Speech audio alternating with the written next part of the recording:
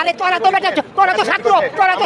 তোরাই তো সব বিনোদের মূল তোর কথা আমি তো সব মেনে নিচ্ছি হেলপার কেন খাতালি হেলপার কেন খাতালি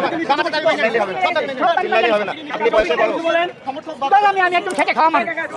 এই যে আমি যন্ত্রটা দিয়ে কাজ প্লাস মাইনাসের কাজ এটা তো বেশি ধরে নিতে তোর হালারে এটা কইয়া যাতে সংবিধান বাতিল করতে পারে জুলাই কি আর এই যে জুলাই একমত এই কথাটা একবার কারেক্ট একমত বঙ্গবন্ধু যেই কার্যকরণ করে গেছে কার্যকরণ ইহকালে পরকালে তো করতাম না তার কার্যকরণ